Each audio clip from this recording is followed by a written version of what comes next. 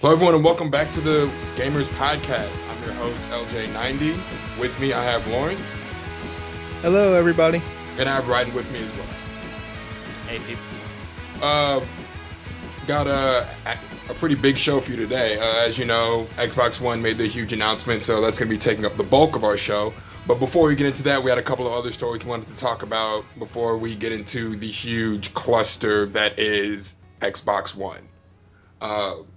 One of them is, if you've been following us on Twitter and Tumblr, I believe, Dead or Alive 5 Ultimate. I believe Lawrence and Ryden can go into more detail about everything that's going on with that new release.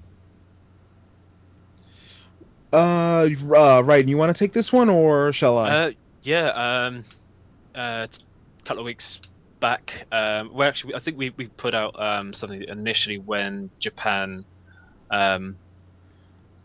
said about they were going to be doing a Dead or Alive Ultimate game, and they kind of showed off Momiji from Ninja Gaiden.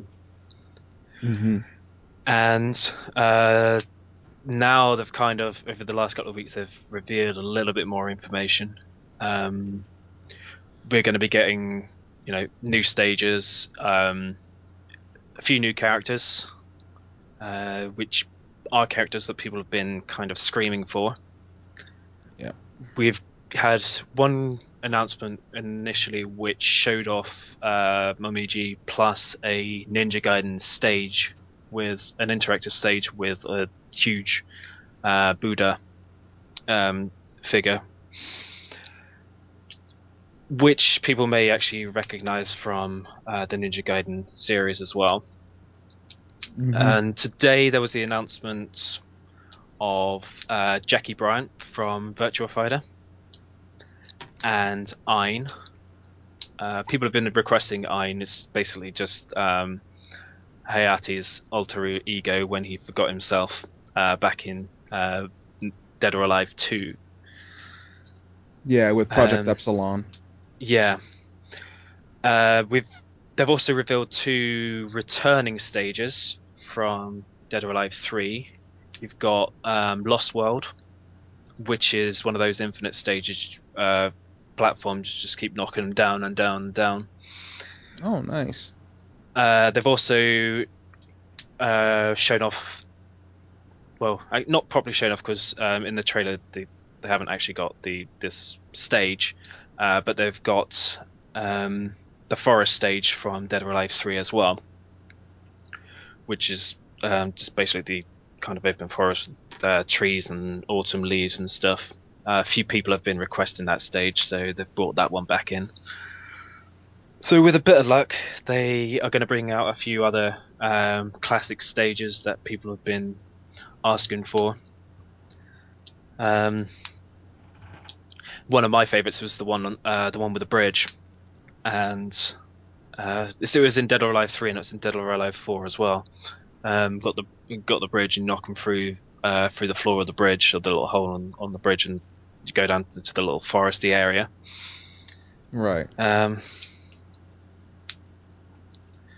So yeah, hopefully we get that, and hopefully we get a few more characters. Some people have been, there's a bit of an issue here because we've got people on one end wanting more Virtua Fighter characters, and on the other hand, people saying they don't want any more Virtua Fighter characters because they don't want Virtua Fighter X, Dead or Alive.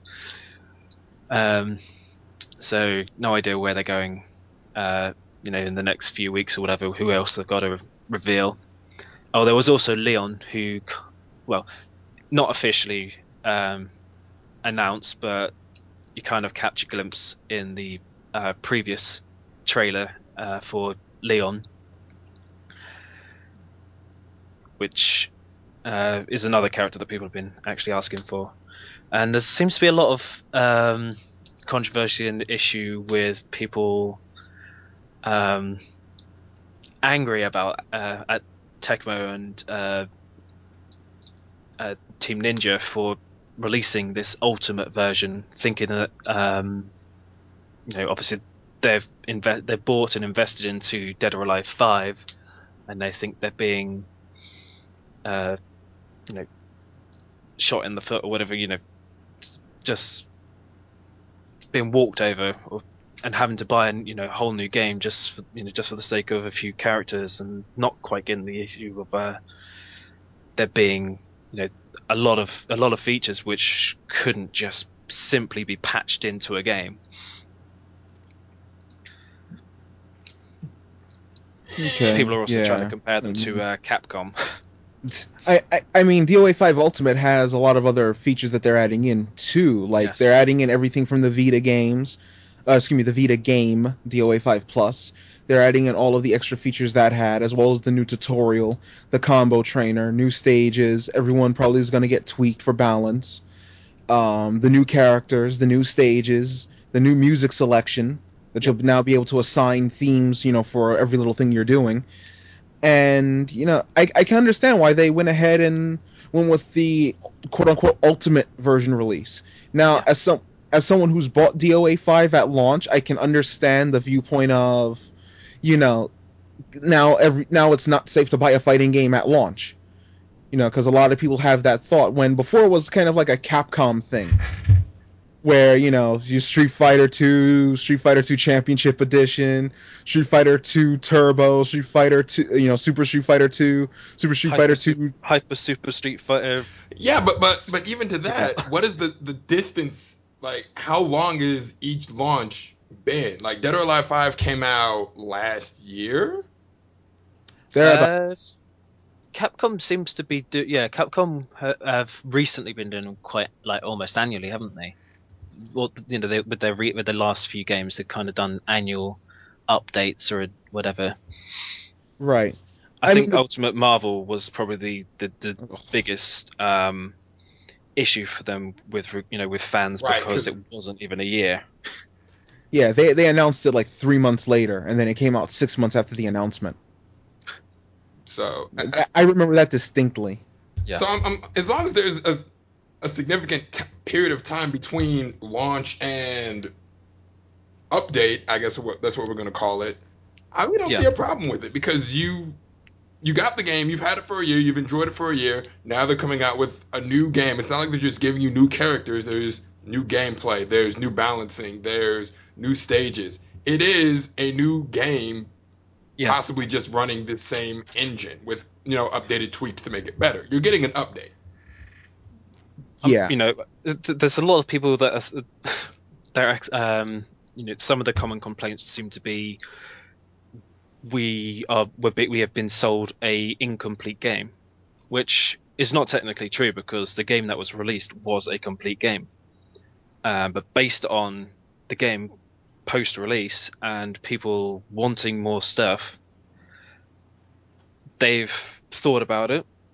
Instead of going out and having to rebuild a whole new engine and or work on updating the engine and everything else to try and create a new game altogether, they have tried to implement some of these things that people have wanted, which in most cases they can't usually just input if it's not already on the disc. Right. And added them and released a new game with all those extra features that people have been wanting. Yeah, it's a substantial update. I will say that. It seems very substantial with the update and how everything is being built around it and everything. I personally love some of the new stuff that's being brought in. And that's just with what we've been told so far. I mean, apparently there's still more to come. So yeah. All right. Well, I look forward to it. Hopefully it's as dope as you guys are making it sound. I'm personally looking forward to see if they have any more VF characters. Yeah, it looks like I'm on that side of the fence. It looks like they're going for the whole Ninja Gaiden versus Virtual Fighter, and that's not a bad thing. Yeah, I really would. I am a VF fan. I play DOA, but I'm definitely leaning more toward the VF side of it. I really do like the addition of VF characters, especially now that they have the Bryant siblings together. Yeah, I do like that. If you watch the latest trailer, you can see Jackie and Sarah on a tag team together, which is pretty cool. I saw that. I got a kick out of seeing their tag team move. Yeah. And I also like that they're adding Ein back into the thing, because I remember he was, I think, my main back when I was playing DOA 2 Hardcore on the PS2. Okay. So Ein being back is, I'm not so used to Hayate style, so Right. Ein would be more familiar to me. Now, how are they going to bring him back in the story, though? Now I don't see. So this is it. I don't know if these new characters are actually going to have a story impact, or if they're going to be unlockables through an extended arcade mode, or because it's kind of difficult to just squeeze these characters into the story. Although in a way that the story is is layered, so they can kind of make an appearance in a chapter, but they can't just sneak into these chapters which are already out. So Yeah. they'll have to only make a brief appearance. Right. See, I can see how they would put Ein in. If they tweak story mode and do like extended sequences and add things here and there, I can Flashback. see either as a flashback to Ein, or add in a sequence where Hayate gets captured, and they have to free him, but by the time they get there, he's already been, you could say, molded back into being Ein for that split second, that type of thing. I could see a story possibility of them including Ein. Jackie he's a VF guest character. The VF guest characters were kind of just thrown in the story. So I could easily see them sliding them both in as it stands. Momiji would kind of be the Tough one. Yeah. I mean, the closest thing you could argue is Momiji's trying to, when Kasumi tries to go on her way to, that giant laboratory, you could make the case that Momiji doesn't want Kasumi to get involved because Ryu doesn't want her to get involved, so Momiji stands in her way, and there's your fight.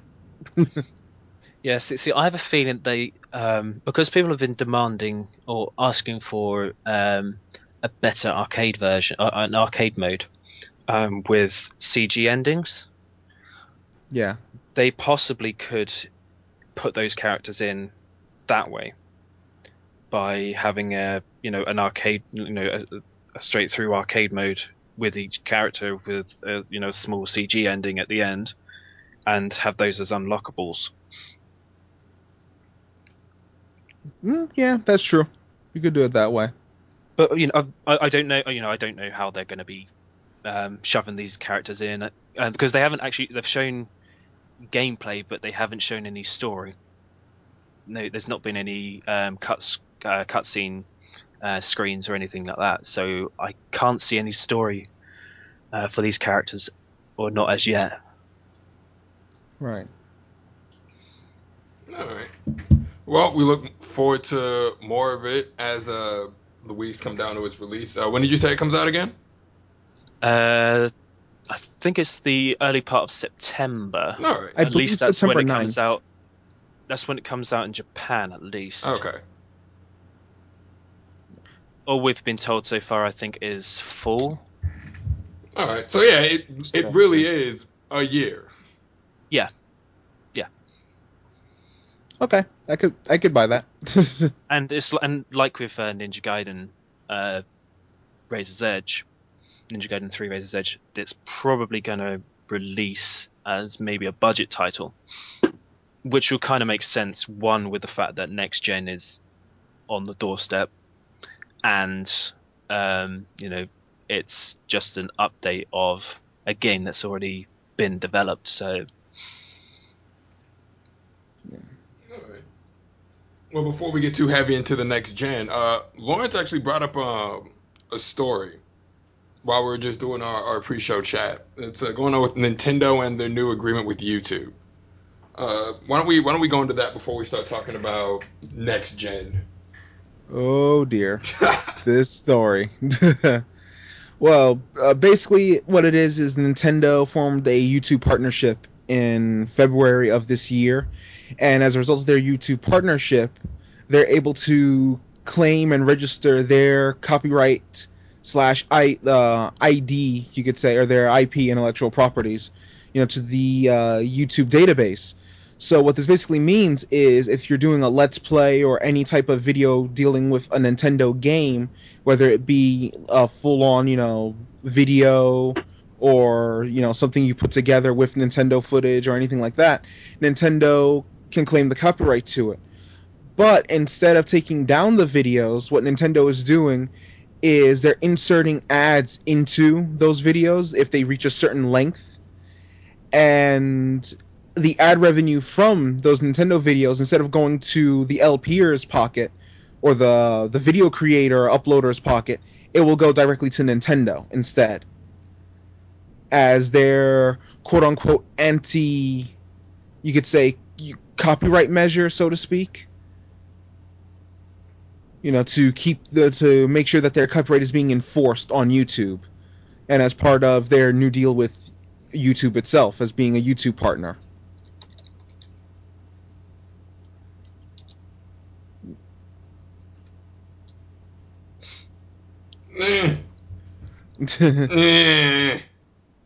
The more I listen to it, the more I can see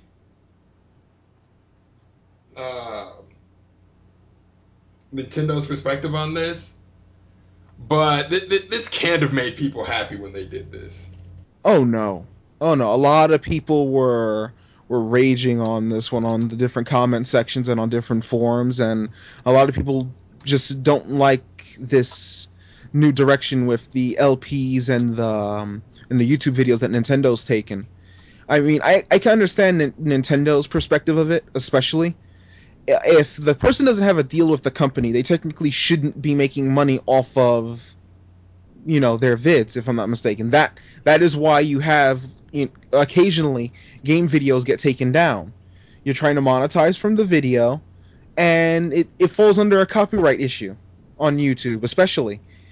The thing is that I think with the way our copyright laws are structured, if if this is in fact how I understand it, if you don't do something with the copyright and it's just being used and someone else is profiting from your copyright, you leave yourself open to losing that copyright or losing sole ownership of that copyright, because now you are not the only one who is profiting from it, and you're not the one who is letting it go. Basically, if you just let nothing happen, or if you do nothing while this person is profiting from your IP, you're basically just you saying nothing is the equivalent to you giving them permission. So you're basically saying, oh yeah, you can use our copyright, and that starts falling into the legal, does this fall under copyright? Does that fall under copyright? And then it starts falling into a slippery slope. So instead of the legal teams don't actually care about the gamers, or in fact really the consumers. It's all about the company. So yeah, basically. And by the end of the day, it basically just became instead of Nintendo quote unquote unleashing the hounds on the YouTube vids and getting them taken down, Nintendo just took the ad revenue and redirected it to their pocket, so to speak. I mean, it still gives them the impression of, or kind of gives them the impression of this company that's kind of stealing, money from other people on YouTube, but it's also, either the vid goes up or they take it down. The vid's still up. That's the best thing that can come out of this. The vid doesn't get taken down. It's just that the ad revenue just now goes to Nintendo instead of the uploader.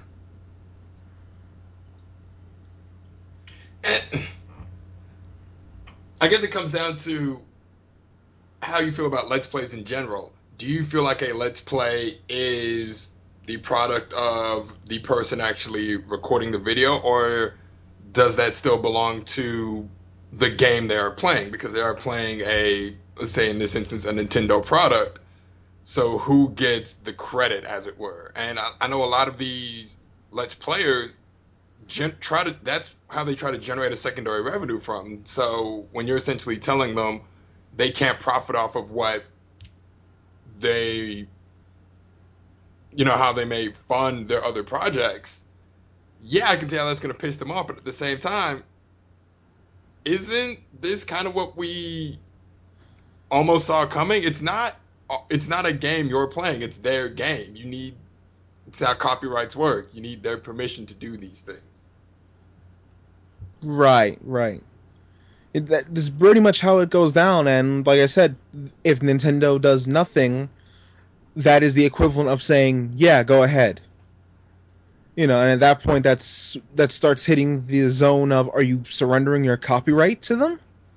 And then it just and when you don't have control, things get out of hand. Exactly. And this is, you could say, Nintendo's way of trying to rein it in. I mean, I'm fine with it for what it is. I don't exactly agree with the concept and with the idea, but considering that it could have been so much worse. Yeah. I'm fine. A few ads aren't much, and people also, those who really care about not seeing ads use that adware, whatever that software is, to get rid of the adverts on YouTube videos, right, and anything else. So, there's ways around seeing the ads. I would imagine that the main issue with this is taking money out of someone's pocket. The people that actually profit off of Let's Plays, specifically Nintendo ones, they're not going to get paid anymore. So no. that community can't be too happy about this. Well, no. Now, was it a case that they were taking all the revenue, or was it a case that they were taking a percentage? That is because I thought they were taking a percentage of the revenue if they are monetizing.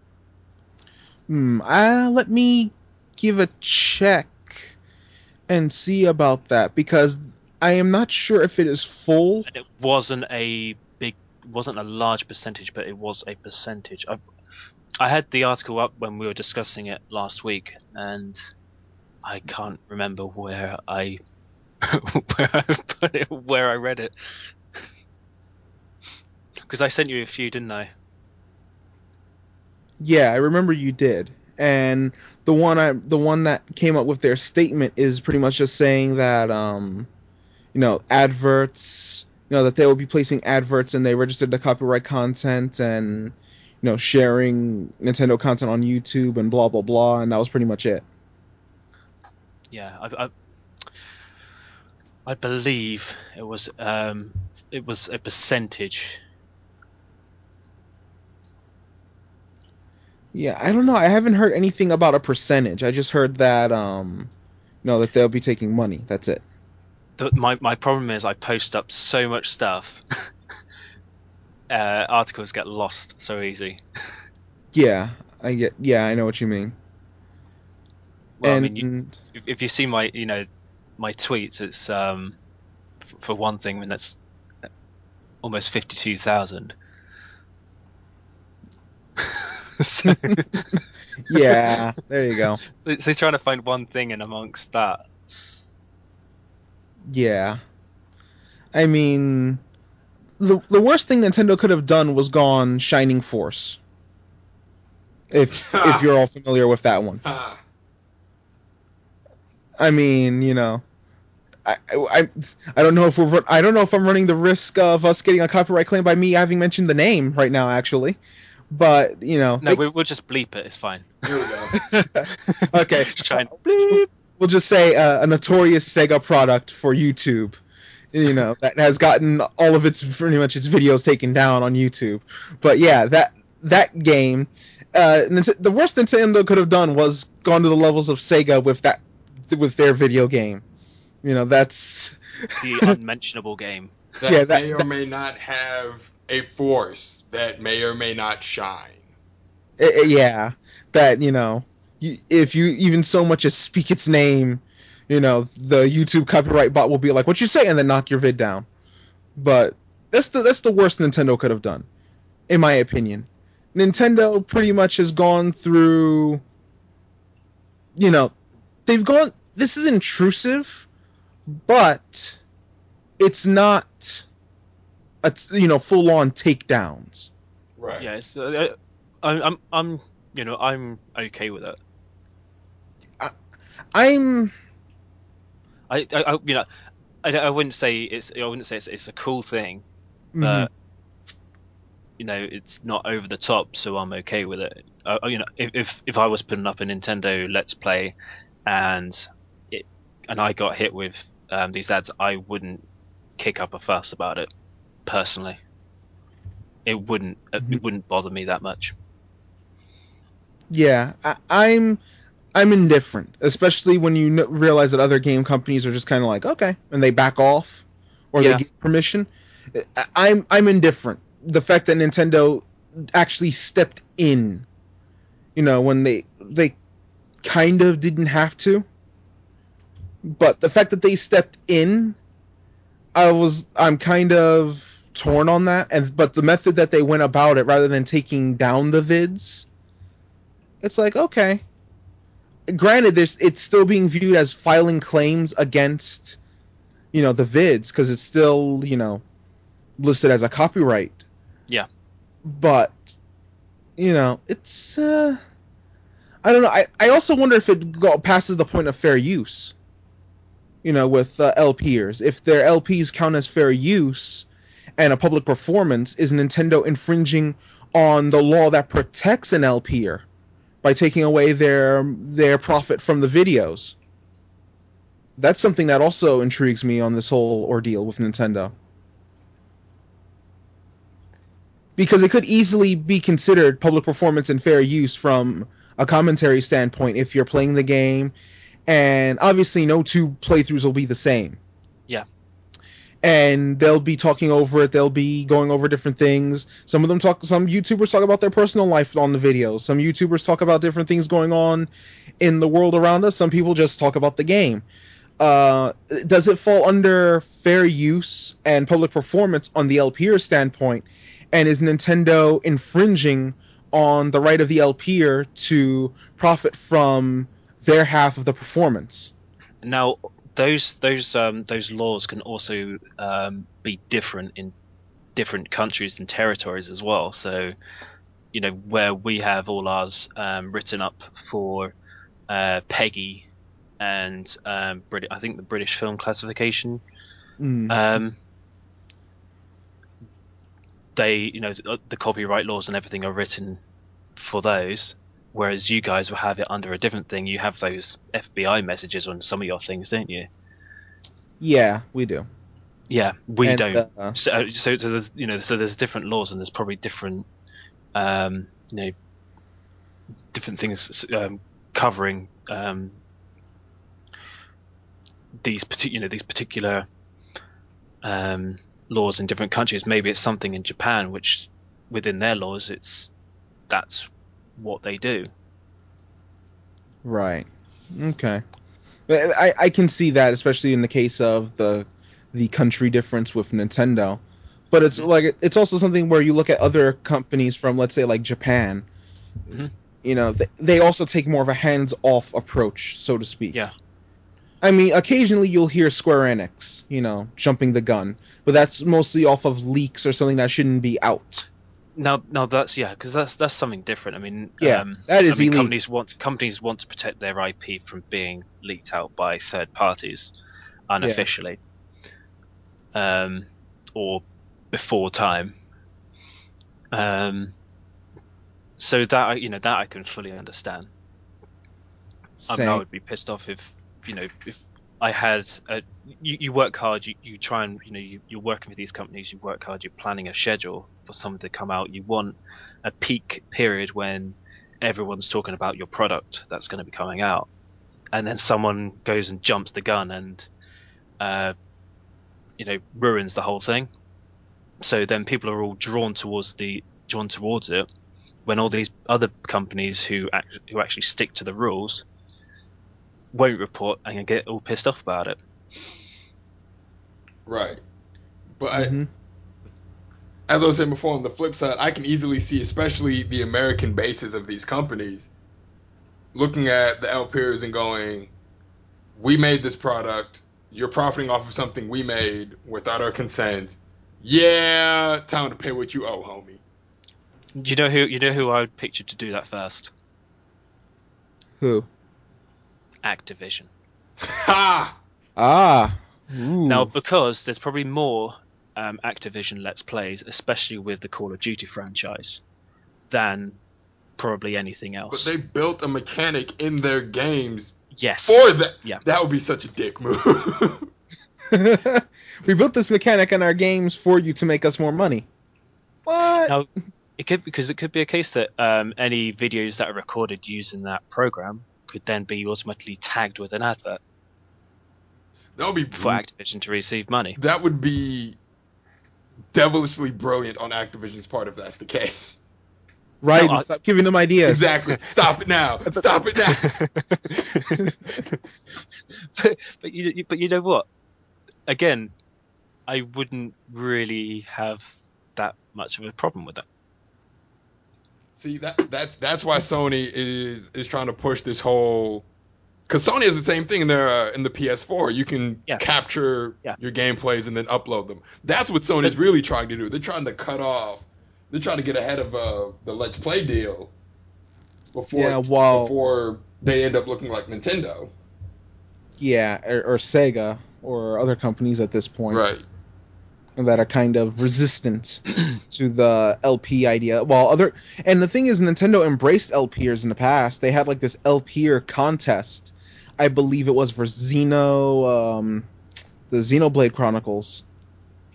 You know, they had an LPer contest for that, and now it's so weird how all of a sudden it just flipped. You know, their image on LPers, and now they're going this route with it.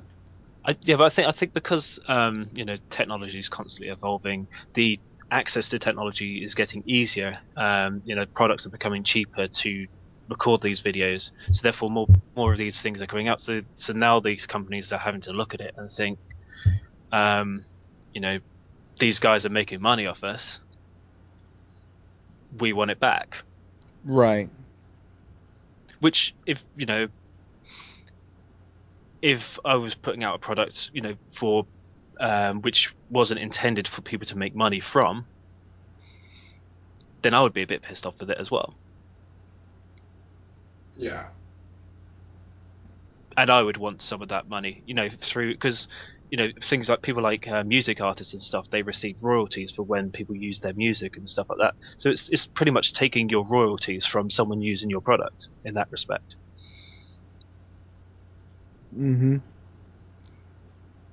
It's I don't know. I mean, it's one of those things where the more you read into it, the more it's kind of like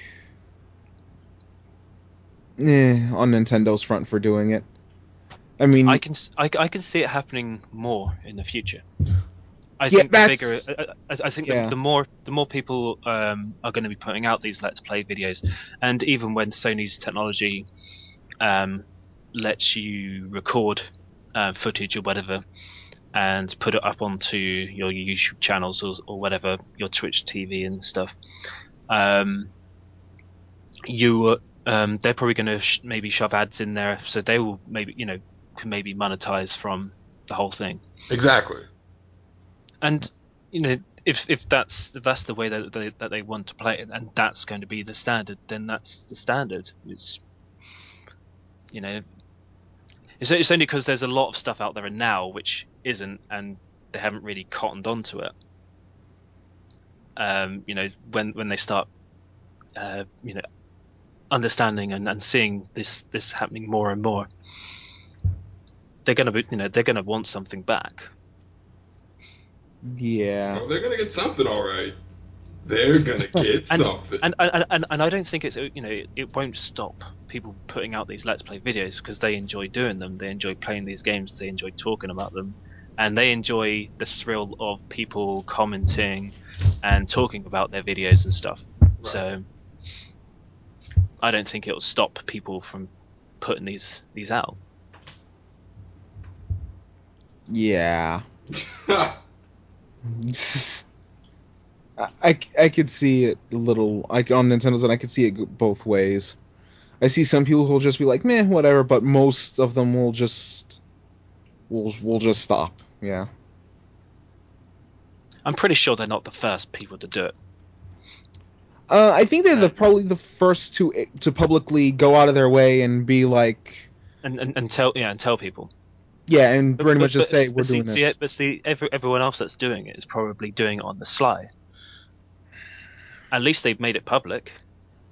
I don't know if I don't know if anyone else is actually doing this type of thing though.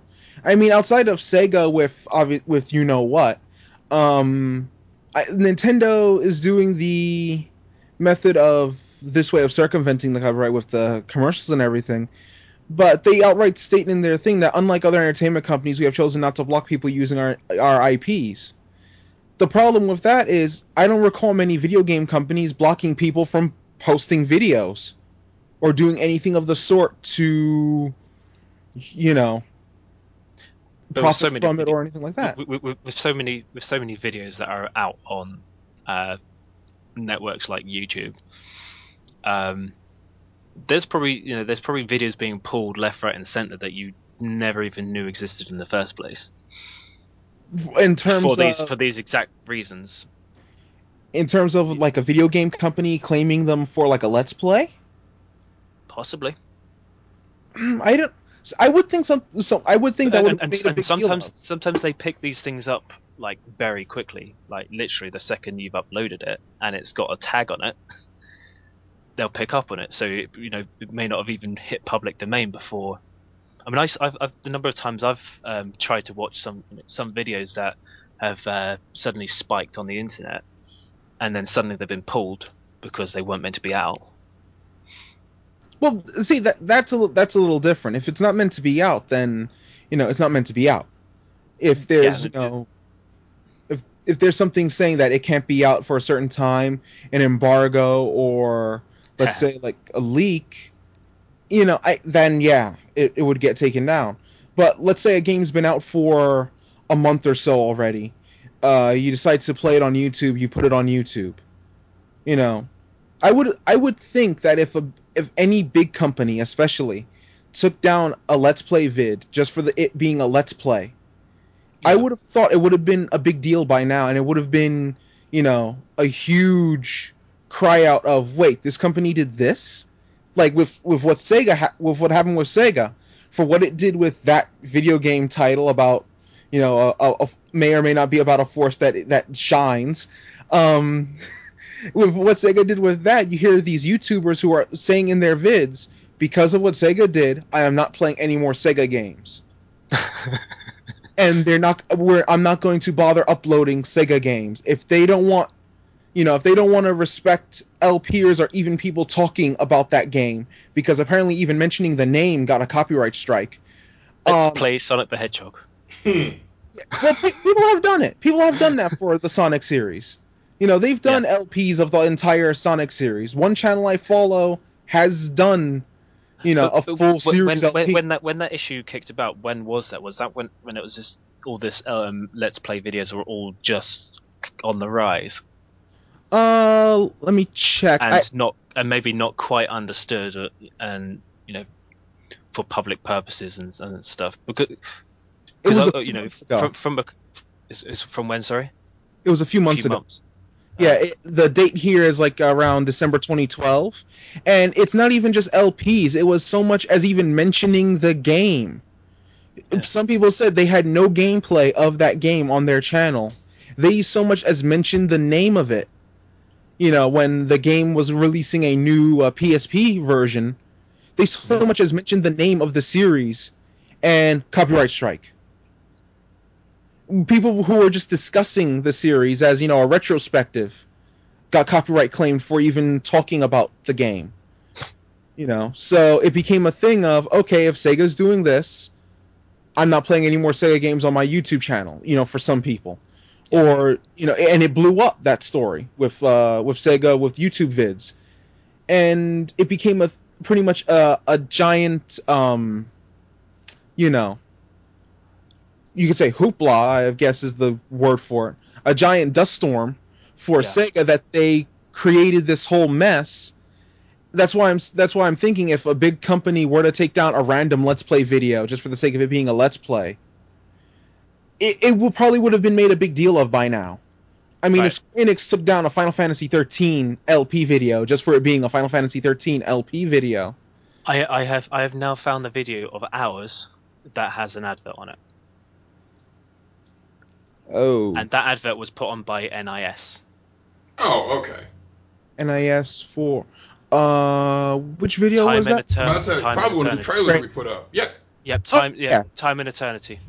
Yeah, because that matches their content ID, right down. Because We've got more of their stuff. I think it's because it's hit over 10,000 views. oh, okay, It may be a case. It may be a case that when they hit a certain viewer level, yeah, and the content matches, that they will then start reaping in advertisement income.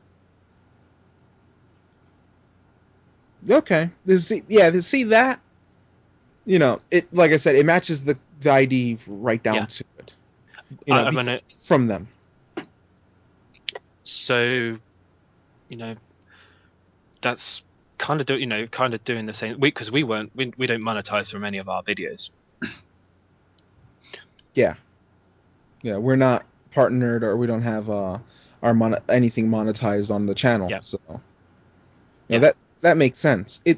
It's just the slippery slope of, if any company were to monetize from the videos, or openly take the ad revenue. First off, if a company were to take the ad revenue, I would think a YouTuber would notice if they were supposed to make a certain amount for a certain video. Like if however many cents per however many views, if they kept count of it, they would probably notice something was missing. And if any company were to take down an LP video just for the sake of it being an LP video, it probably would have been a big deal, in terms of it being a story. But like we were kind of discussing before, there may be LP videos may have been taken down because of things such as music licenses, which LPers aren't allowed to use without having the rights for. Yeah. There's things like licensed soundtracks or third-party music which was licensed to the game company to then put into their video game, and then it features on this Let's Play video. Then there could be infringements to their policy, their contracts with the record companies. Yeah, so that could be a reason to pull a video. Yeah, that I can actually kind of see, because of the whole, this licensed music and stuff like that. It's But at the same time, if that's allowable, the gameplay, the visuals are licensed by the company, so therefore they can do the same thing. Right. They have all rights to do the same thing. Mm-hmm. Like, here's Rockstar's policy that was posted last year. Rockstar, from their Q&A. Am I allowed to post game footage on YouTube or other websites? Can I use copyrighted material on fan sites, and if it is for non-commercial use and doesn't have spoilers?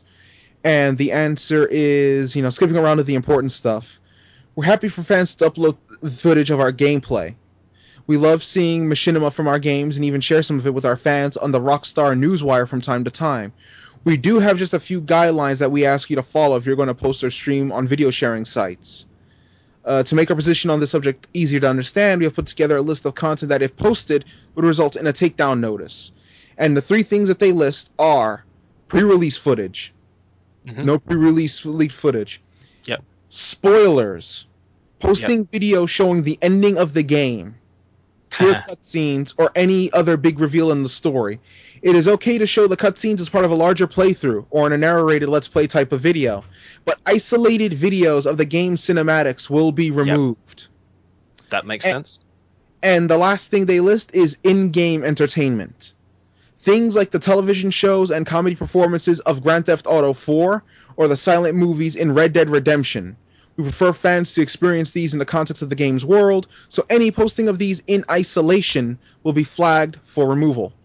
Right. So Rockstar spelled it out for us, right there as their policy. Mm-hmm. You're allowed to put LPs. You are not allowed to leak footage. Obvious. That's for everyone. And they even list early unboxings as kind of leaked footage. So, that's kind of iffy, but I'll give them that. It's early footage. Yep. Isolated spoiler videos. Spoilers for the sake of just these cutscenes. Understandable.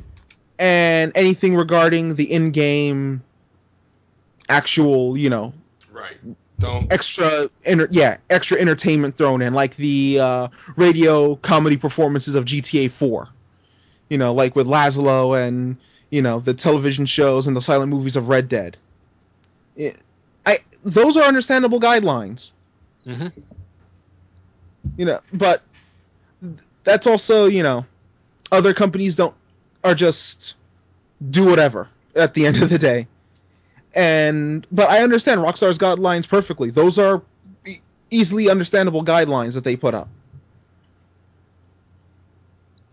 Very true. Very true. We'll have to see where this leads. It'll definitely get addressed in the next generation. Like we said before, especially with these consoles coming up with ways to post your own Let's Plays and post your own game captures from the system itself, which kind of brings us to what you came here for. The Xbox One. Oh dear. Sorry, hang on.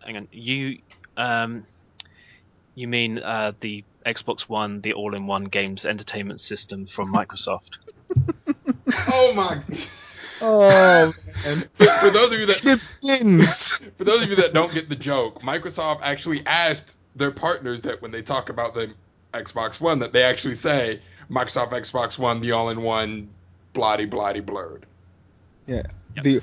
The all-in-one games entertainment You could system. always use the abbreviation that the media are currently giving it, which is Xbone. Really? Oh man. See can we start with the name? You know what? I'm actually okay with Xbox One. That's fine. I'm not. I'm okay with that because what were they gonna call it? Next box? No, that's lame. No. Xbox 720? No, that's lame. I like Next Box. I thought they were going to, maybe strip it to a basic name and literally just call it Xbox again. See, that also would have worked. Just Xbox. It's an Xbox. But I personally don't like the one bit. I can understand what they're trying to do because they're trying to advertise the fact that it is that one machine you need, the all-in-one games thing, games and entertainment doodah. Oh man! But I don't particularly like it. It kind of, do you know what it reminds me of? PS1. I'm okay with that too. See, I was okay with that, but that was a revamped PlayStation 1. A remodeled PlayStation 1. That wasn't, that wasn't another generation of an older console. See, my issue is with the name. It's twofold. First off, I actually would have liked Nextbox as the name. No, actually, Nah. I didn't like that. I'll be in the minority on this one. I wouldn't have minded Nextbox as the name. I wouldn't have even minded Xbox. What was that? I said, "Go home, you're drunk." I wouldn't have minded that as the name, or I wouldn't have even minded Xbox Infinity if they used the Infinity symbol. To Infinity, I quite like. Yeah, only if they use the Infinity symbol to play off of 360, two circles, and go from there. Them using Xbox One already created brand confusion. Yeah. Because now, it was even a joke on Twitter by Ed Boon, who's the head of NetherRealm Studios, as everyone would recognize, and the creator of Mortal Kombat and the recently released Injustice. Someone asked him, "What did you think of the Xbox One reveal?" He joked, "That happened 12 years ago, man. I'm already over it." He joked about that. And then you have someone from the media who said he went to GameStop and asked a clerk, "Hey, so what do you think about the Xbox One reveal?" And the clerk's answer was, "We don't sell that anymore." Yeah, this is kind of what I'm getting at with regards to the fact that it reminds me too much of PS1 and the fact that it's not a first generation console. Yeah, everyone would have referred to the Xbox and the Xbox 360. Some people refer to it as the Xbox One. I know I probably did off of habit. I think a lot of people did, yeah. Yeah, because I went PS1, PS2, PS3, and I go Xbox One, Xbox 360. Well, a PlayStation, a PS1 wasn't a PS1; it was PlayStation, wasn't it? Right, and I would just call it PS1, PS2, PS3, or PlayStation 1 to clarify. And with Xbox, I did you guys called it PSX. No. I don't know anyone who named it PSX. I know that was the initials. Yeah, whenever I read American articles, they were always said PSX. Yeah, I know that was the initials, but I don't remember anyone calling it PSX. That's the weird thing. It was something I never understood when I saw the articles. It was like they were just like, "What can we make this more extreme?" X. But with the current thing is U. Oh. But we did that before.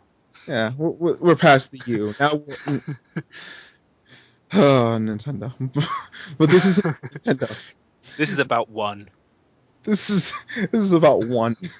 And again, they created brand confusion with the name alone. I mean, Nintendo kind of has this problem with the Wii and the Wii U, where some people are like, the Wii U is just, this updated version of the Wii, and some people don't understand what the Wii U is. It's supposed to be their next console.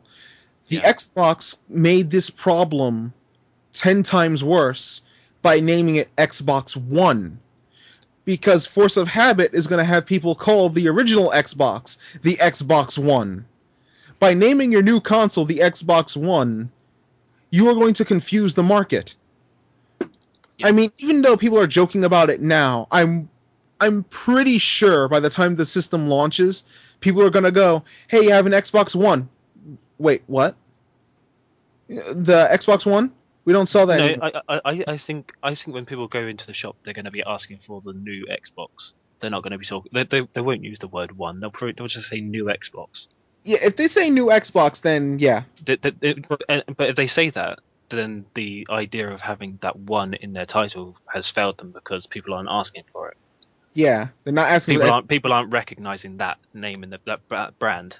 Mm-hmm. They're recognizing Xbox. They don't. They're not recognizing the full product brand. Which is why they should have named it Nextbox.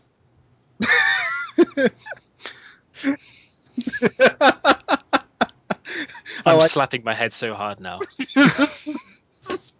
I mean, come on, seriously. That would have actually gotten them brand recognition. Is this wrong?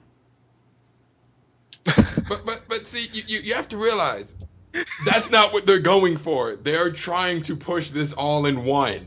Regardless, that's what they want, and so that's why I say I'm actually cool with the name because they're pushing this. It's all in one, the one. Yeah, but do you know? I don't think in the name itself it emphasizes that. It's only when you read all the other bollocks that comes with it that it makes that it tries to that it explains all that. But with the name itself, it means nothing. See, if they went with the Xbox Infinity name, they could have had a tagline. If they didn't say the rest of that stuff, and they just said Xbox One, oh my god, I'd still be okay with it. I would be because at the end of the day, it's just a name. We're gonna call it the Xbox regardless. We weren't gonna call it the Infinity. We weren't gonna call it the 720. It was gonna be called Xbox. But you know what? Which is kind of why I would have just said to strip it all the way back down to basics and just call it Xbox. And you know what? If we were ripping Nintendo for the Wii U name, it would be hypocritical not to rip the Xbox for the Xbox One name. But I was cool with Wii U. I'm not cool with Wii U. That's my point. I guess that's my thing. I don't care what it's called. I'm just gonna call it what I want anyway. I don't so much care what it's called. It's just that when you look at the name and you have all these other options as names that would have been better suited, and you have the Xbox One as the name, which will cause brand confusion more than likely. Well, it's just like I said, people aren't going to ask for an Xbox One. They're going to ask for a new Xbox, and the whole brand name is a miss. Right. And also with the Xbox One, again, if they had named it Infinity, you have a tagline waiting, just staring right there. Because that could have pushed the all-in-one front. If they named the Xbox Infinity, infinite possibilities. Yeah. There you go. There's a tagline right there for the Xbox Infinity. You could have played off the idea that it's called the Infinity, and it has infinite infinite functions, infinite possibilities. That could have been a tagline. Just wait till Valve secretly announced their Steam box on at E3 or something. Oh. Yeah. I'm curious about that one. If they really do follow through with it. Well, I mean, right now, after what I would probably call a bit of a shambles of a presentation, A bit. I'm leaning on the PS4 personally for an idea for what I may pre-order and purchase first. Mm-hmm. I'm hoping Microsoft, announce or clear up a few of the loose ends and issues regarding this new console, and maybe try and build up a bit more confidence into whether or not I will actually want to buy into that. Don't get me wrong. What they showed, I loved the tech, the box itself, what it can do. It was great. There were a few things I didn't like. I think we were talking about it, things like the Kinect stuff. Oh, yeah, we'll get to that. When it comes to Kinect, the voice recognition and things like that, going up to your console and saying Xbox on, I turn Siri off my phone because I don't like talking to my devices like an idiot.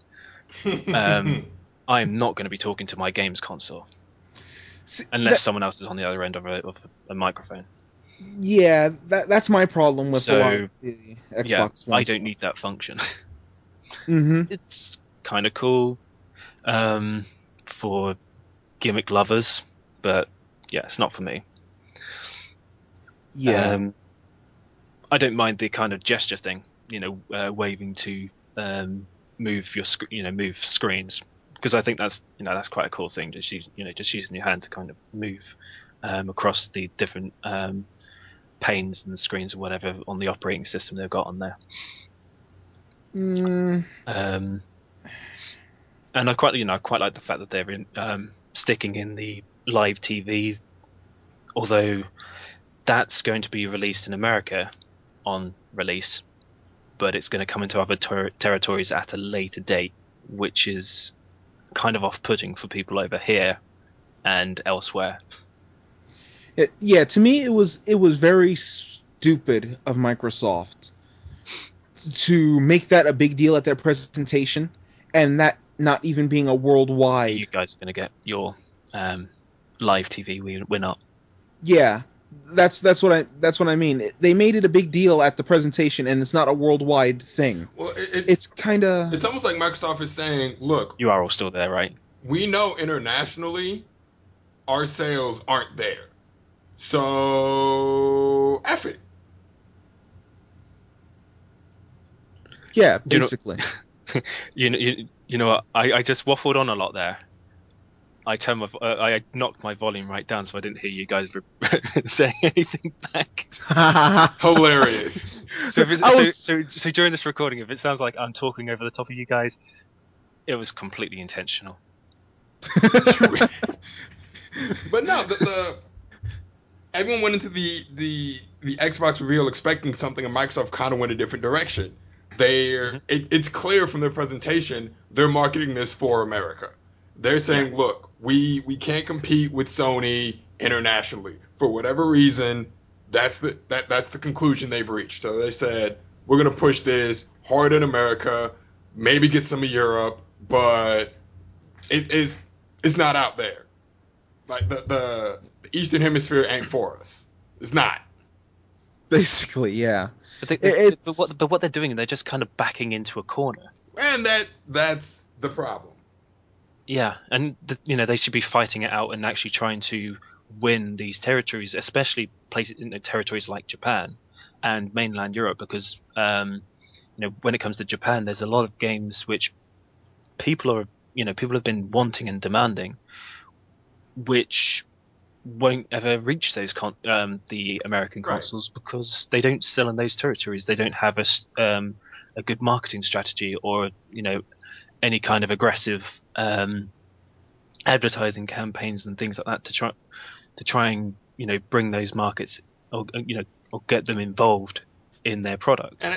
And I think that's why the bulk of the reveal was focused on everything it does beyond the game. They tried to focus on the live TV, how it integrates with your living room. This will be your one-stop shop for entertainment, because it's almost an admission of we can't compete.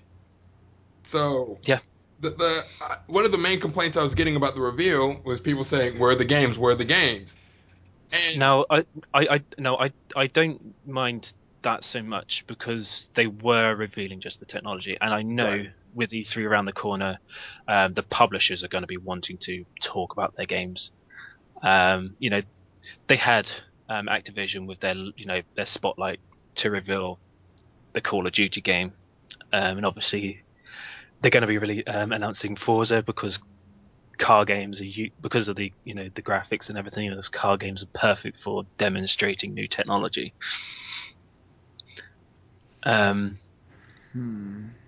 Although Gran Turismo 6 is not coming out on PS4. Yeah, This is a bit of a strange one, but makes sense if you actually read into it. Yeah, they even said that they went ahead and I quote, "We wanted to release it on the console with 70 million already bought in." That was basically their quote right there. I think the other thing maybe they might end up doing a Gran Turismo 5. How long did it take for Gran Turismo 5 to come out? Oh, that took years. And then when it was released, it was kind of subpar because they had dumbed down graphics on certain models and taken away in the cockpit views from certain cars, so you kind of didn't quite get the complete experience. Yeah. So, let's see. One of my problems with the Kinect 2, not so much. Well, yeah, one of my problems with the Xbox One would be the Kinect functionality that they're focusing on. Mm-hmm. I mean, it just seems like they're too focused on trying to innovate technologically that they didn't think if it would be practical, in my opinion. I mean, one of the big things that they were making a big deal out of at the conference was you can tell, Xbox, turn on TV, Xbox, go to game. And I'm just looking at my television, the actual remote for my television, looking at that going, I could do the same thing current gen. Just by pressing a button. Exactly. But they're making it a big deal as something like... In actual fact, I would feel there's less effort in pressing the button because I know it'll work. Exactly.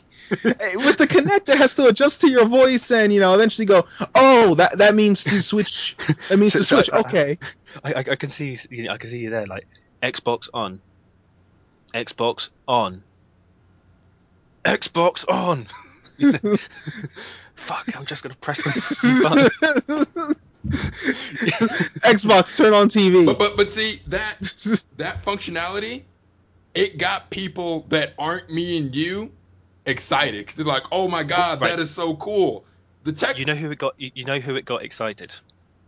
People like CNN, Fox. Yes. No. Oh my god. That's what this is for. Yes. I kept trying to tell people. Someone put out an article and it had quotes from all of these mainstream American media corporations, and they were high praise, the whole thing. Can the Xbox wouldn't save gaming? The reveal wasn't for us though. It wasn't. It's not about gaming. It wasn't for the people tuning in to watch it. That was the biggest issue. They put out this announcement, and the people that are interested, that want to watch it, are the people that it wasn't addressed to. Because they're assuming this. I can only assume that this is what Microsoft is thinking going forward. If you have an Xbox 360 now, you're going to get the next Xbox because you want Halo or you want the exclusive, or I shouldn't even say exclusive. You want Call of Duty a week earlier. Yeah. Which is because if you line up the two consoles side by side from a tech aspect, they're pretty similar. I mean, they use different RAM. One is the Microsoft did state that they've not gone top, as top spec as they could because something about they didn't want I think something to do with graphical quality or everything being pushed towards graphical quality or something like that. There's articles up there to say stating why they didn't go the high full high end. I think PS4 is slightly better from its specs. Well, the RAM it uses is better for processing graphics on a large scale. The RAM that the Xbox One uses is better for processing graphics quickly. Yeah, and the fact that they've actually got, I think they said it's 3 operating systems in the program. So there's three different operating systems. One in the background, one in the foreground, and then there's one which integrates the two together. Right. I actually watched a video which details the whole inside of the Xbox and these technical specifications, which is kind of the conference I actually wanted to listen to. But I can post up a link for that for people that are actually interested in the specs. All right. So I want to bring up a point of concern in regards to the RAM of the Xbox One, in that it has about 8 gigabytes of RAM, I think the same as the PS4. Yep. But, kind of. But yeah, but also keep with the idea of the Xbox One, it's going to have multiple things is going to be running in the background all at once. It's going to be running the Xbox just like Windows. Exactly. It's going to run Windows 8 in the background. It's going to run the Xbox dashboard. It's going to run the cloud servers if it's going to be attached to online. Well, for all those features to be able to be snapped into, they need to be running. Exactly, and that's going to eat up the back. You could say the RAM in the background. Well, the kind of RAM they're using, that's why they're using. I think they're using DDR3 instead of GDR5 that the PS4 is using. That kind of RAM specifically is made for stuff like that. All right, you guys will be more knowledgeable on that.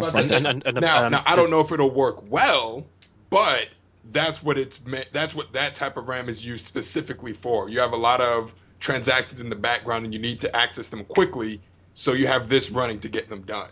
8 gigs should be enough, but we don't. Going forward, as happens with every single generation, these developers are pushing the technology to try and get the best from that technology. Right. So when it comes towards the the near end of the push, how it's going to handle then, that's that's always always the questionable thing, because one other thing with the Xbox One is you will not be able to change the hard drive. You will not be able to upgrade the hard drive. Yeah, that hard drive, and that sucks. Yeah, you are able to plug in You are able to plug in external hard drives, like so, have a third-party drive or whatever. But having, I think it's a 500 gigabyte hard drive. Yes. Which in today's technology is actually quite small. Yeah, and that's in today's technology where 500 gigabytes is serviceable today. It works, well enough. Like you could put 500 gigabytes of stuff, and especially if you're someone who deletes and cleans out your computer or your console. If this is going to be saving a full game on your system. Yeah, that's what I was going to get to as their problem. These games are actually going to be they're going to be Blu-ray. So they're going to be equivalent to what you have on the PS3 with some of the big games on the PS3. So if you're going to be storing so many of those, you're going to have to start deleting them when you're done with them, and then obviously download them again when you're wanting to play them again. Right. I mean, to give a good size comparison, this is just off the top of my head, so it could be a little off from my numbers, but to give a size comparison, Dynasty Warriors 8 from the Japanese version is a full 19 gigs. Tekken Tag Tournament 2 on the PS3 is 17 gigs. Mm-hmm.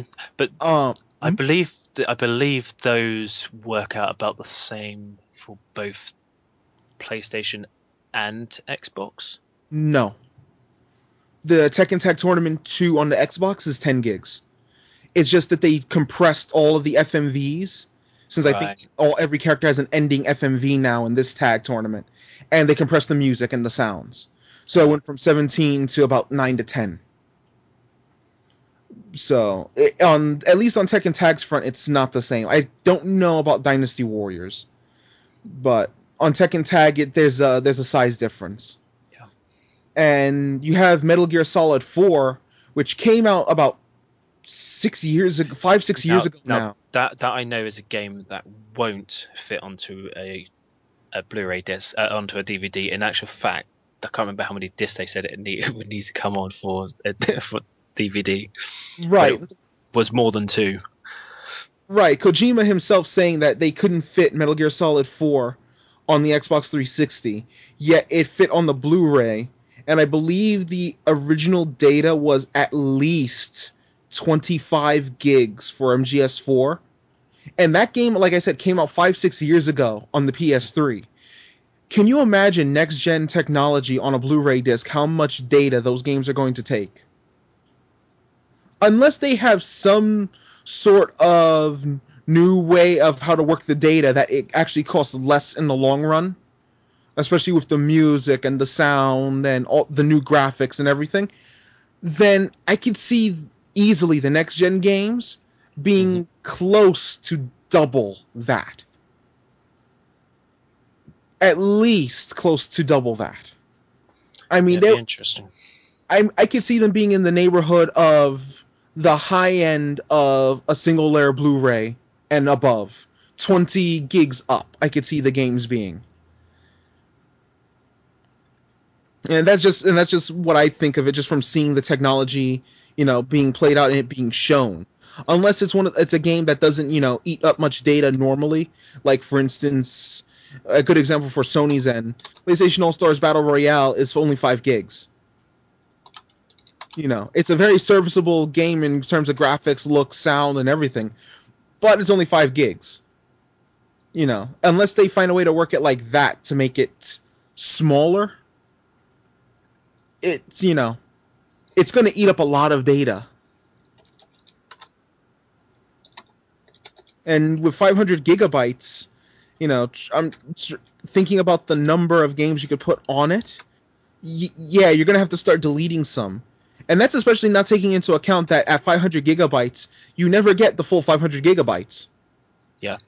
It's 500 gigabytes on the box, but it's more rounded down to 460 something. As a rough guess, around 460, gigabytes. So that right there is already a chunk taken out because of either pre-installed data or the data it saves in reserve. And let's keep in mind, the new business model that Microsoft is having going forward is the disk is a method of install. So these installs they're not optional. They're going to be required. Yeah, and you literally, because for what I believe is you would input the disk, and I don't know whether it actually takes it from the disk or whether it takes it from the online store. Because the information is all basically coming from the online store. And that's where basically your game gets registered through. And yeah, the whole thing gets put onto your system. Compulsory. Right. Yeah.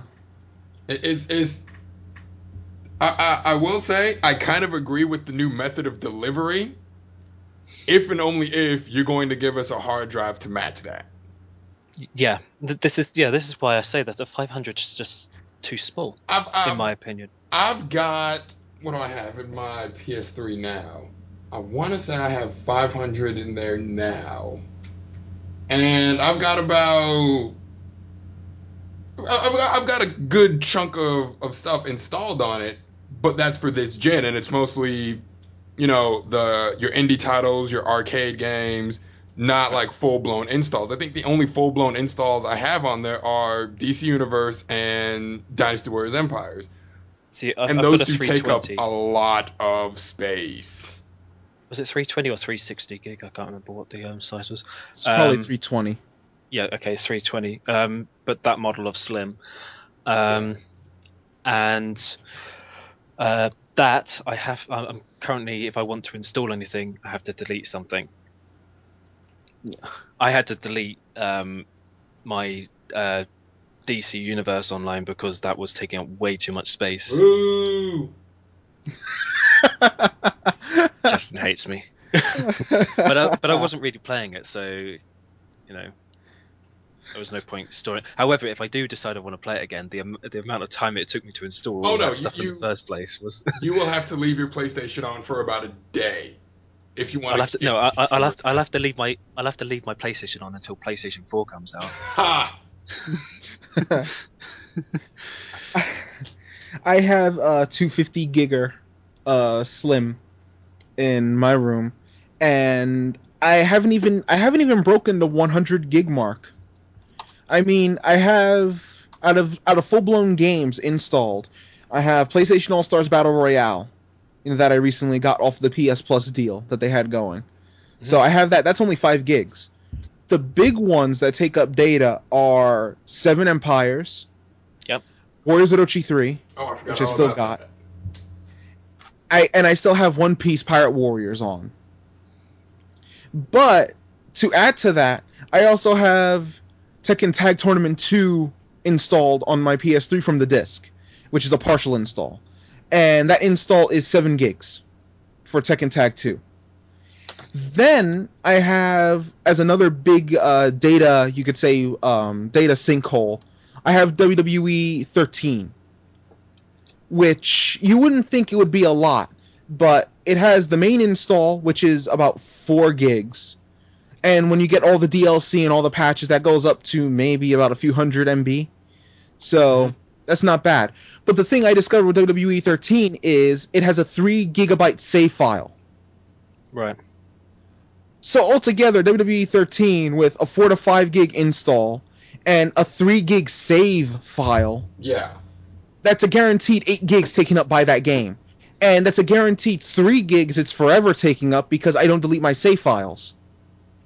Well, I can tell you the list that I've got on mine, which probably makes sense why I have to keep deleting them.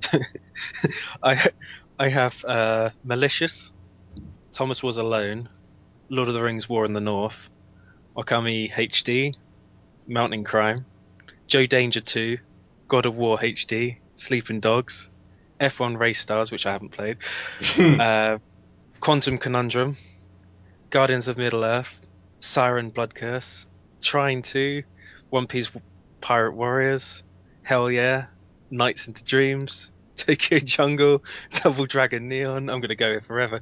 I don't know how many games there is. I've got so many. It goes all the way down to Ico and Shadow of the Colossus. Blu-ray discs, have you heard of them? But why? Well, I got literally as soon as I got my PlayStation, I couldn't be asked to go out, and I literally downloaded Ico and Shadow of the Colossus as a pack. Right. I should have bought the Blu-ray discs. That would have been helpful. But yeah, but I was impatient. I got it in the evening, and I was impatient. I just wanted to play it. Fair enough. So, which is, it kind of defeats the object of buying a PS3, doesn't it? Because I bought a PS3 and I was just too anxious to just play Ico. Yeah. So. I don't know. Maybe 500 will be enough, but we'll wait and see. Yeah, I guess that's the moral of this story. Just wait and see. E3 is just around the corner. There could be things in there that answer some of these questions. One could hope. One could only hope, because their reveal conference did nothing, in my opinion, to quell any sort of Yeah. issues. And then any of the post conference news that came out of it was just more and more and more and more, negative feedback between the Kinect always being on, the Kinect being required for the system to run, the rumor pre-owned fee that you'd have to pay, which would later be said to be clarified to be full price for the game, and then later redacted, and then later pseudo confirmed, and then there's the patent that the Kinect has, where Microsoft filed a patent for a camera-based system that, to sum up basically this idea, the camera would be able to sense how many people are in the room while you're watching a movie, and if it exceeds a certain amount, it could stop the movie and make you pay for a license to continue watching the movie for a certain amount of people. And that was a patent that they filed last year, and I didn't think anything of it, because obviously the Kinect can't sense that many people. It can't sense people in a room. It can sense while it's on and playing, but it can't sense people in the room. But then Microsoft went ahead and confirmed the Kinect is always on. The Kinect is always listening. Is basically always listening to you. The Kinect is required. Yeah. Yeah, the Kinect is required. When you say that, I can just picture moms with their kids. They'll completely troll their kids. They'll walk into the room and go, Xbox off.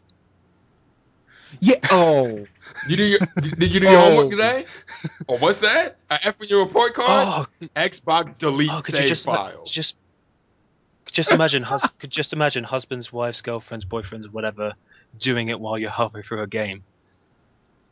I can picture someone playing, and the other person's like, "Oh, you're not paying attention to me? Xbox off." Oh, he'll pay attention after that. TV. He'll pay attention, all right. Xbox TV. Oh, man, I mean, I don't get it. Maybe they should have just called it the Xbox Troll. It is just so open for stuff like that and pranking purposes that it's ridiculous.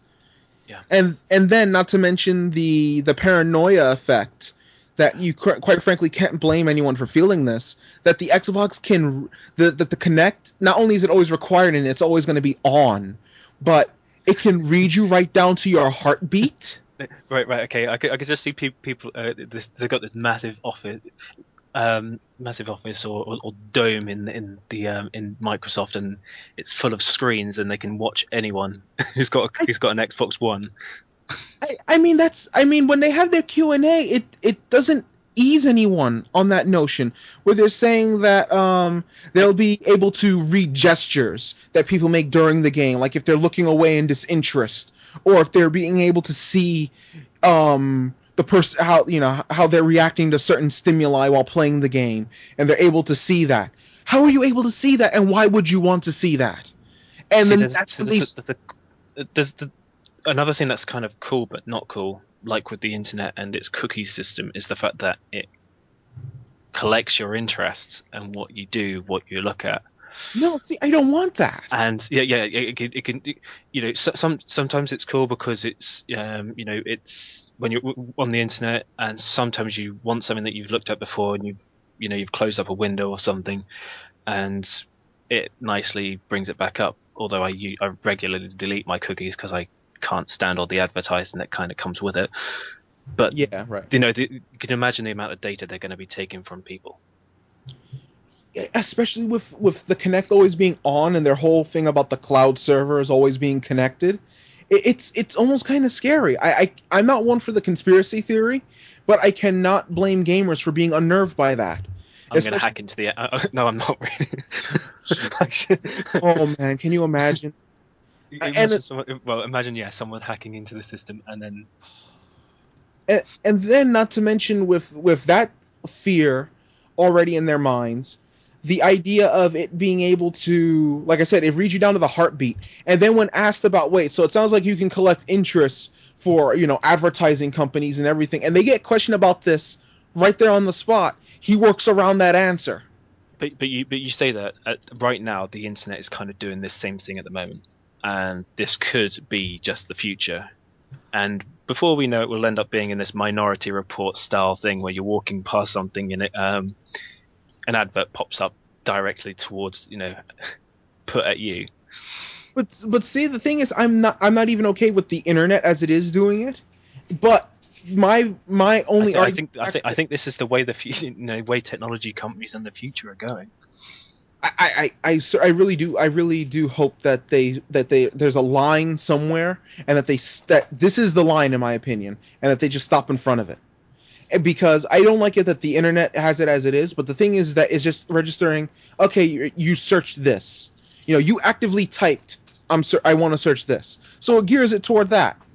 It's still an invasion, but it's more viable than a camera reading your emotions and your gestures and how you're looking at things and what you're looking for and what you're saying and everything like that, and transferring it and going through all that. It's just so much more that's being read, and how are they able to view all that other than through the camera on the other end?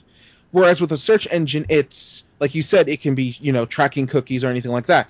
Like I just searched, to pop up the Rockstar stuff. But possibly possibly a similar system to deleting cookies can be done in your Xbox system as well. See, I would hope so. But the thing that worries other people, myself included, is Microsoft isn't saying anything. If they wanted to put people at rest. But again, that's they have got E3 around the corner, and they apparently they're going to be putting out a load of information that hasn't been talked about in that crap conference the other day. So before I'm not going to get on my high horse and completely condemn the product, because there could be some of my issues addressed. I'm not confident that everything's going to be addressed as I want them to be, but I will wait until they, release a little bit more information, and then see what I think. Yeah, but there's still other things that they kind of confirmed out of the conference, and then of course their PR has been abysmal. Isn't even the word for their PR for this. I mean, They could give Capcom a run for their money with this. Capcom looks like the most philanthropistic company in the world right now. We know how much Lawrence loves Capcom. I mean, to clarify, it's not that I hate Capcom. It's just their PR sucks. Their PR is horrible. I mean, I'd still buy Capcom games. I don't mind the company. I'm not going to sit here and go, oh, Capcom is, is it this evil corporation and everything. It's a video game company. Video game companies will act like corporations when the need suits them. It's just that Capcom's PR about it has been utterly horrible.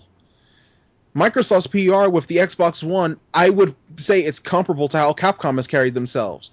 They've either talked around answers, or the answers they have given have only confirmed fears by inadvertently talking around it and confirming it in another way. Like the used game issue. People are asking, okay, so how is this going to be handled? Is it going to be, pre-owned fee and this and that? And in one area they go, we can't talk about that now. We'll have more information in the future, but it'll be very user-friendly. But if you read other answers in other interviews that the same person, Phil Harrison, has posted, with like Wired and different interviews on the net, it basically says, okay, yes, you'll have to pay a pre-owned fee. When they say in other interviews that we can't talk about that, they pretty much got caught in the way the questions are being worded with, if I take a game to a friend's house, how will that go? And they go, well, if you take a game to a friend's house, he can play it while you're there. You install the game on his hard drive, and if you take the disc home with you, the bits are still on the console, and he can buy it instantly and continue playing from there. But wait a second, how is he going to be able to buy it instantly if it's not account-based? It's either the account is going to be read or the Kinect is going to read you. And therein lies one of two problems that Microsoft has made for themselves. Neither one is a good situation. It can be purchased instantly because the game's installed into your system. Okay, but how would you be able to purchase it? On the Xbox Marketplace. Right, but when you need an account for that. Yeah, I think you would need an account to use the Xbox. Right, that's the thing. And that also goes into hand in hand with, like you said, you would need to be online. Because in order for you to purchase something, you need account information. Every website needs account information to purchase something. Everything that has to do with the internet needs account information to purchase something. In order for your friend to buy it instantly, you would need an account, even though they make a point to say, you won't always need an account, you can play these things offline. But for your friend to buy it instantly, he would need an account for the permission key. So how is it linking to the account, and how would he know he's not the owner? It's either, again, the Kinect is able to read the user, which is a privacy concern, or you would need an account to have the game synced to for you to play the game, and for it to register this game has the permission on this account, which is a consumer issue. But the kind of it does that with purchasing digitally anyway, and using things like Steam, which you can use Steam offline, and you have to log in. But when you log in online, but you can play offline. I think it works in a similar way. Okay, I have two quote unquote counters for that. Mm-hmm.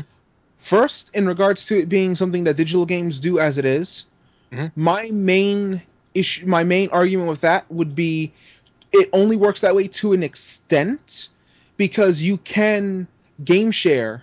Like, for instance, my brother and I game share on our on your current consoles. You can.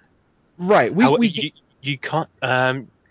Actually, you can do that on Xbox if it's on the same. If it's on the same console.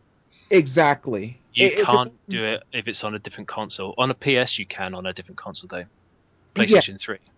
Right. We game share with, like, my brother, has his PlayStation Network. I have PlayStation Network. Yep. My brother has PS Plus. Mm-hmm. We are not going to pay twice for PS Plus. We're in the same household on two different PS3s. Yep. If he gets something he likes, I snag it from his account. Yep. I get something that he likes, he can snag it from my account. It works that way with us. This works in the same way for the Xbox. Well, sorry, not in the same way for the Xbox. On the Xbox, if I download a game, I think I've got a few games downloaded on my Xbox. I can use those on any profile stored on that console. Right. However, the digital license is all stored on that console, unlike the PS3, which the digital license is stored to your gamer tag, I believe, not so much to the console. I think there is a license attached to the console, but you can use it in so many others, can't you? It used to be 5, now it's 2 on the PS3. The Xbox One is doing the same thing as what the Xbox does now, where if there's profiles on your console that the game is installed into and the license is attached to, other profiles in your household that have been that are recognized can use that data. Right.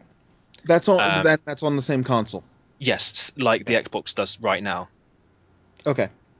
So the difference is this time you can actually take your game over to someone else's and do the same thing on your profile, which you can't really do digitally on the current consoles. If I logged into my profile on my brother's console, I can't download a game that I've downloaded on my Xbox. Right, and Microsoft protects themselves by saying once the disc leaves, the game then has to be purchased. And so the next question with that would be, how does that affect the used games market? But as we push to a digital delivery age, used games are kind of obsolete. You don't have used PC games, and it looks like everything's trying to go towards that Steam model. So, as we said, we hopefully questions will be answered at E3. That's in what, 3 weeks? Yeah, a couple weeks, 3 weeks. Yeah, 4 weeks. 1, 2, 2.5, 2.5 to 3 weeks. It starts pre E3 is June 10th, with the Konami and Sony conferences on June 10th, and the E3 conference itself will run through June 11th through June 13th. And we will have a show before E3. We'll have a show after E3, or the week after E3, and we may give you guys an E3 episode. We have to see how everyone's schedules line up. So, and then to add to the excitement, just after that one, won't be too long until Dynasty Warriors 8 is out. Bonus. Oh man. Yep, it'll be 1 month. It'll be 1 month Time left. is flying by. Oh well. Yeah. And you and Michelle will be able to play it early. You lucky. Words we can't say. Lucky. Yeah. I'm hating. Oh, I'm hating. Well, I'm going to be helping, helping on the stall, which means I'm going to meet some of the Tecmo Koei fans during the first day of the expo, which is going to be quite cool. So if you guys are at the expo, make sure you stop by the Tecmo Koei booth. Say what's up to Raiden. Although you may not actually hear this until after. Fair point. Yeah, I say that now as if we're doing this live. No, I will try to get this up tonight. Then I will try my best to put this up before I go to sleep. I mean, I will be at the expo all weekend, so if anyone's there on Saturday, I will be there doing my first ever cosplay as Pierre Dupont from Nice. Tomb Raider. And on the Sunday, I should just be there dossing about. I'll probably hanging around the Tecmo Koei stage a fair bit. So, probably see me there. Right. So for anyone who is over in England and in London listening to this and you're at the MCM Expo, be sure to say hi to the Tecmo Koei booth and to say hi to Raiden and Michelle if you happen to see them there. Definitely. And as always, we want to thank you guys for hanging out with us. Thank you guys for supporting. You can always follow us on Twitter at WeAreGamers. Tumblr as well, gamers.tumblr.com. And until next time, we will see you later. Okay. Take care, guys. Be sure to like, fave, and subscribe.